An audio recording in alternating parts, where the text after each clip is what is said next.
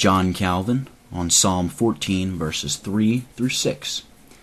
They are all gone aside, they are all together become filthy. There is none that doeth good, no, not one. Have all workers of iniquity no knowledge, who eat up my people as they eat bread, and call not upon the Lord?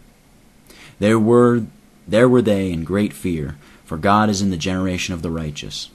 Ye have shamed the counsel of the poor, because the Lord is his refuge. All have turned aside.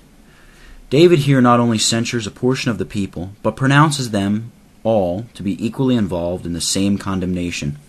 It is against the carnal and degenerate body of the Israelitish nation that he here inveighs, and the small number constituting the seed which God had set apart for himself is not included among them.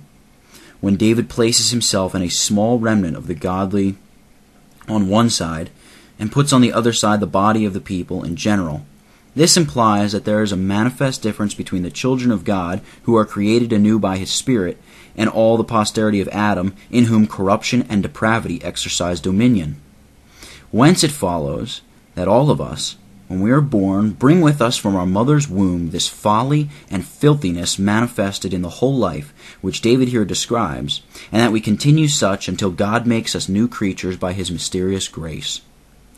You evildoers frustrate the plans of the poor, but God is their refuge. David inveighs against those giants who mock at the faithful for their simplicity, and calmly expecting, in their distresses, that God will show himself to be their deliverer.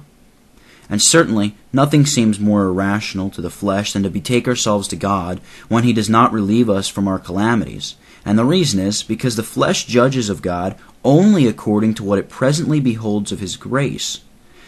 Whenever, therefore, unbelievers see the children of God overwhelmed with calamities, they reproach them for their groundless confidence, as it appears to them to be, and with sarcastic jeers laugh at the assured hope with which they rely upon God, from whom, notwithstanding, they receive no sensible aid.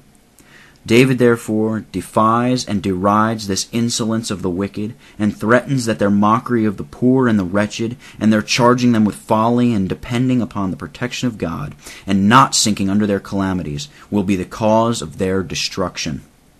At the same time, he teaches them that there is no resolution to which we can come which is better advised than the resolution to depend upon God, and that to repose on his salvation and on the assistance which he has promised us, even although we may be surrounded with calamities, is the highest wisdom.